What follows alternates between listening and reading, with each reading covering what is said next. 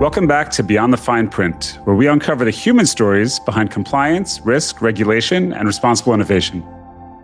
I'm your host, Remy Rosen, VP of Marketing and AI Evangelist at Cedric.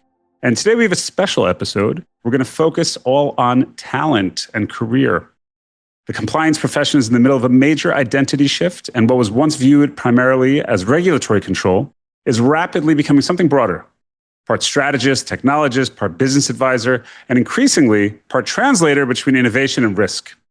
As AI reshapes workflows and financial institutions move faster than ever, the skills required to succeed in compliance leadership are evolving in real time. So what does that mean for the people building careers in this industry? What does that mean for the leaders of today and the leaders of tomorrow? And to explore that, I am joined today with Zach Plotkin, managing partner within the compliance and AML practice at Madison Davis, one of the leading executive recruiting firms focused on compliance, financial crimes, risk, and governance leadership. Zach works closely with financial institutions, fintechs, crypto firms, and regulated organizations across the industry, helping to build compliance and financial crimes programs while advising professionals at every stage of their careers. Over the years, he's also become a very well-known voice in the compliance community through organizations like ACAMS, IAPP, ABA, and ACFCS, where he frequently speaks on hiring trends, leadership, and the future of the profession. So in today's conversation, we unpack how the profile of the modern compliance leader is changing, why business judgment and adaptability are becoming more valuable in the age of AI, and what separates professionals who continue advancing from those who plateau, and the career mistakes that Zach sees far too often from ambitious compliance professionals. We also talk about something that doesn't get discussed enough in this industry, the human side of compliance careers, the pressure, the uncertainty, the constant reinvention, and what it actually takes to stay relevant in a profession being shaped faster than anyone expected. Zach, thank you so much for being with us today. Intro. Thank you so much. It was amazing. Thank you for that. Let's get started. We have a couple questions and we'll shape the discussion. So let's kick it off. You speak with compliance leaders across the industry every day. From your perspective, what feels the most different about the compliance profession right now compared to even just a few years ago? I would say that nowadays, everyone and their mother needs to be more in tune with technology that's here. AI is here. It is not going away. It has affected most areas of risk and compliance and financial crimes in some capacity. At this stage right now, we haven't seen it taking away the majority of jobs, but we have seen a drastic shift in organizations wanting people who have a knowledge base and a desire to learn in the AI space. So there's definitely a difference in where we were a couple of years ago to where we are now. Yeah, definitely. Tell me, historically, compliance was often viewed as a control function operating somewhat independently from the business. Are you seeing organizations rethink the role compliance plays inside the enterprise? Yeah, 100%. Look back 10 years ago, organizations viewed compliance kind of as a check-the-box control function that kind of sat in the background, where nowadays most executives are looking for compliance professionals who could be strategic partners. It's not about saying no, it's figuring out the right way to say yes in most of these organizations. From a recruitment perspective, I've seen it in all stages of different types of organizations. Now, when I say that, that means digital assets, fintech, BaaS banks, neobanks, de novo banks, traditional banks, brokerage firms, hedge funds across the board. People are looking at it differently.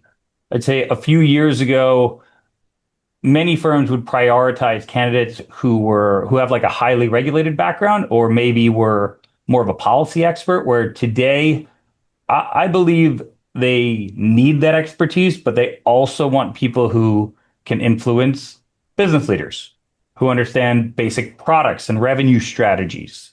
Who have experience working alongside legal as opposed to against legal, alongside risk, alongside operations, and mainly alongside technology. So having people who have backgrounds who have an understanding in technology and who understand how to leverage technology, even if they are risk and compliance focused. And lastly, I think having someone who could help build like a scalable framework that could support growth rather than slow it down, kind of a pure growth and aggressive mindset. Now, there are a lot of traditional financial services that, they're looking to grow, but they're not necessarily in as big of a rush as say, a fintech. But there is such a demand growing in all of these areas. The key is understanding where to look. So like more often than not right now, we're seeing the most growth in fintechs and payments and digital assets and digital banking. We still have a ton of opportunities in traditional banking, but across the board, small to medium-sized companies are growing at scale. And companies at this stage, the earlier stage companies, most of them have learned their lessons from prior fintechs that say haven't done it the right way. But a lot of companies are realizing that if compliance is brought in too late, it creates massive amounts of friction, remediation costs, and bad regulatory exposure. And I think solid fintechs or digital banks, the better model really is embedding compliance early into product development, early into customer onboarding, and early into like their transaction monitoring strategy. AI governance and expansive initiatives are something else that I've seen a lot of early stage companies that have been successful do. And I would say the last space where we've seen it kind of come into place is seeing boards and CEOs have had more of an expectation that compliance leaders need to be more aware.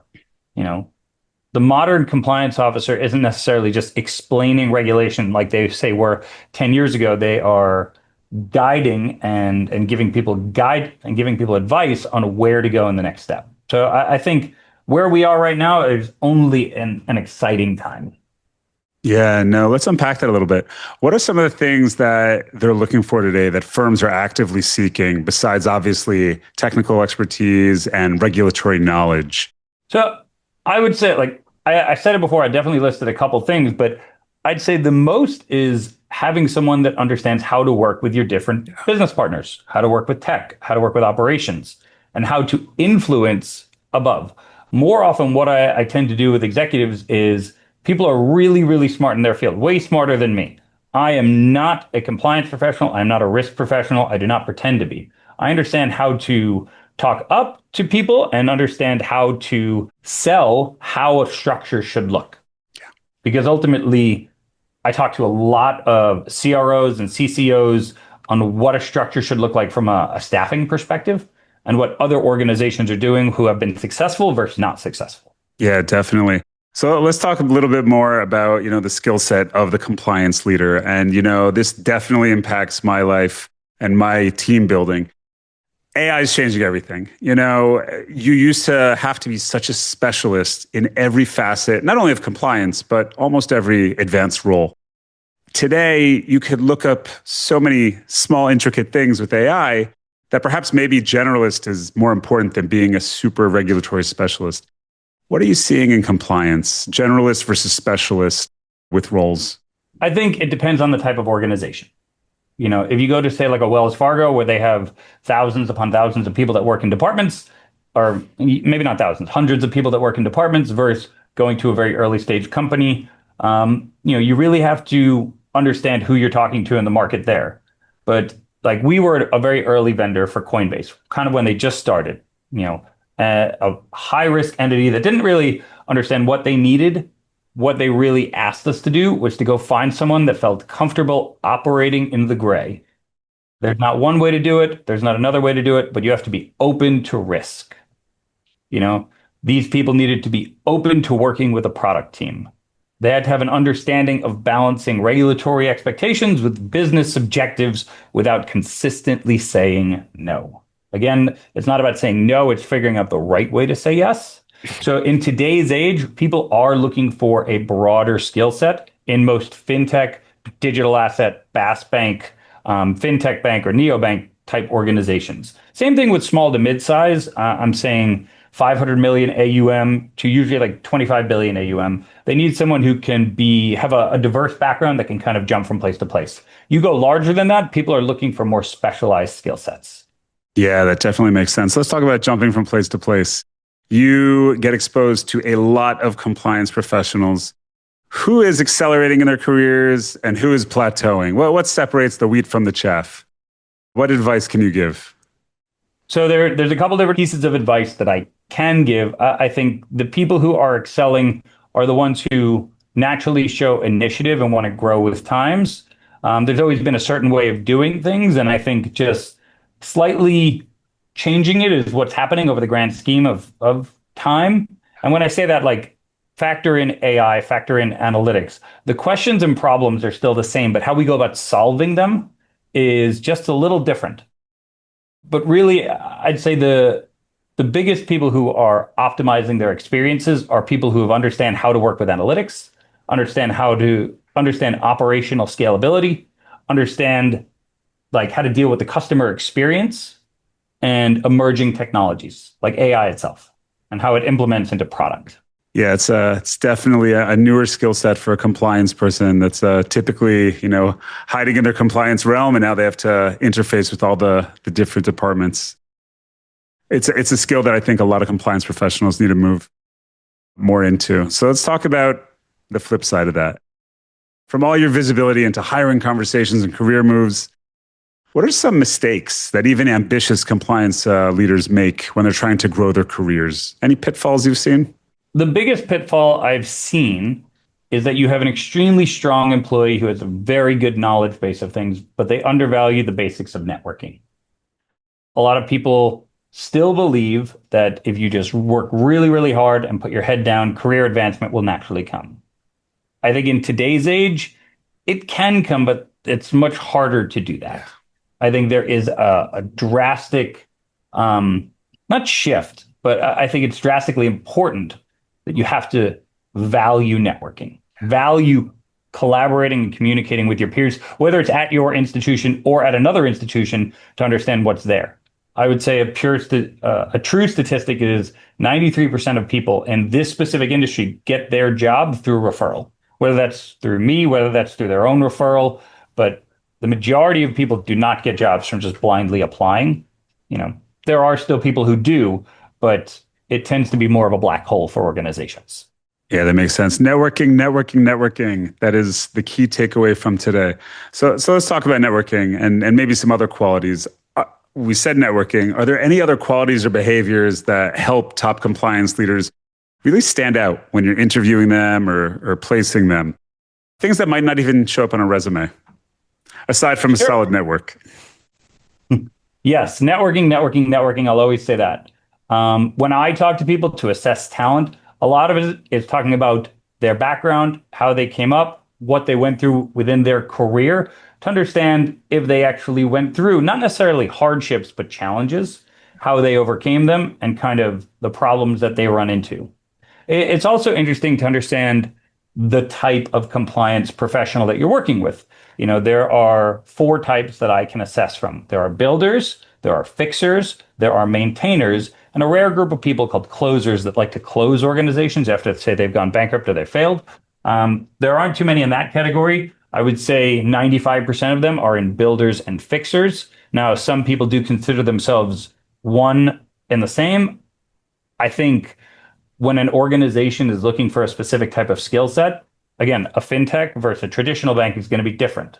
And so I'd say the qualities that most of these people have is they understand the questions to ask, they understand the technology that's coming, and they understand where they want to go with their program. Again, I'll consistently say this is not about saying no in most of these programs, it's figuring out the right way to say yes. I think that that's pretty much good advice across the board for a lot of professions is how do we get to yes with not, disregarding regulatory scrutiny and having defensible decisions. I love that, by the way, builders, fixers, maintainers, and closers. So if you take those groups, how do you take compliance leaders and turn them that aren't purely reactive and in a way that they could deal with these emerging technologies, changing regulations, and constant scrutiny? How can they stay effective? I guess the builders, fixers, maintainers, and closers would all have different strategies. They would all have different strategies, but the one strategy that I could give that is pretty apparent is consistently talk with your peers. If you're at a bank, talk to someone who's at another bank. If you're at a fintech, talk to someone who's at another fintech. They're dealing with the same problems as you. You are not competitive. Like in the grand scheme of things, you are competitors, but in the grand scheme of compliance, we're all working on the same side here. We're all trying to make the organization run as smoothly as possible with the least amount of disruptions. And so the best piece of advice is to network, to talk to your peers, go to industry events, see the problems that some people are dealing with, and discuss it via roundtable or via networking event. Because, like, as someone who talks to a large amount of CROs and CCOs who deal with different problems, you learn pretty consistently that a lot of people deal with the same thing. And so if you actually don't know the answer to a question, reach out to someone, put yourself out there just a little bit and ask like, hey, I really like what you're doing at your bank or your fintech. I'd like to discuss, how you're dealing with this type of problem. And more often than not, someone will respond. You have to understand someone's situation, but these people won't bite. That's definitely true. So what are you hearing from these conversations specifically about AI? Is there some shift that you think compliance professionals should be aware of? How should they prepare for it? AI is already everywhere, but it's definitely intensifying and getting more embedded. What have you been hearing? So there's been a lot of talk. I would say everyone likes to talk about AI. I don't think anyone is necessarily an expert in it yet. It's like when digital assets came out and everyone said they weren't necessarily an expert there. I would say there's still a lot to learn. I would say, there are certain jobs that will be replaced with aspects of AI, and it will not necessarily take away the job, but it will make the job smoother, easier. I'd say there are a lot of lower level analysts, L1 related jobs that has potential to be replaced with AI, and that people should be preparing themselves with basic knowledge to stay in tune with the pace of AI. Understanding like being self-aware that your job could be replaced in some capacity. And if it is going to be replaced, how can you make yourself irreplaceable? What skill set can you learn to make yourself irreplaceable? Whether that's dealing with customer experience, whether that's learning some form of analytics, whether that's becoming a QA expert. I'm not telling anyone to code if they're not a technology expert or learn to do that unless you want to, but understand how to embed yourself in, say, the product side, the operations side, where your skill set and your other skill set that you may need to learn can be invaluable to a company. All right, Zach, thank you so much. So networking, networking, networking, that's the biggest takeaway. And how could someone get in touch with you if they do want to reach out and maybe stay on your radar for a compliance career? What's the best way? I would say the best way is to reach out on LinkedIn. I mean, I think I have a relatively active presence there. And I think if anyone is either looking for a job or looking to hire people, please don't hesitate to reach out. There are a lot of jobs that are in the market right now. Currently, we have 208 open jobs, and there is a lot that's out there where you just have to reach out and ask. Again, it's all about networking, all about putting yourself out there. So again, that would be the best thing that you could do. If I have to leave you with anything, if you're an introvert, push yourself to network. Go out to roundtables. Go out to conferences if you can. Go out to job fairs and networking events. Ask basic questions. Ask where do you see your program going in the first year versus the third year? Because then you see a short-term effect and then you see a long-term effect. But put yourself out there, ask questions, and consistently network. That's great. We're actually going to ask one more question because you piqued my interest. 208 job openings right now. What are some trends you could tell me about that? Are there any clusters? Do they fall into any buckets, industries? What can you share about that? Any analytics that you can give us? Sure. So right now in this job environment, our staffing firm, Madison Davis, we cover temporary and permanent jobs. On a consistent basis this year, more than other years, we have a higher number of temporary jobs. And I think in the political environment that we're in, there's a little bit more uncertainty. So it's causing organizations to be a little bit more open to having a short-term commitment versus a long-term commitment in regards to hiring.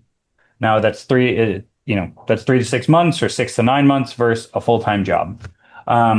We have a lot of jobs in that space in regards to trends and hiring. We're seeing a big uptick in risk-related hiring across all areas of risk and fraud-related hiring, along with, I'm not going to say consumer compliance, but there's a big push for payments-related companies, and specifically UDAP and Reg E have been more. There's been many more jobs that have been pushing those skill sets right now. All right, there you have it. What everyone has to get prepared for. And I'm sure the fraud jobs will only increase in our AI world that we're stepping into.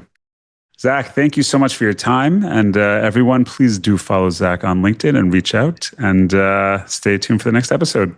Thank you. Thank you, guys. I appreciate it.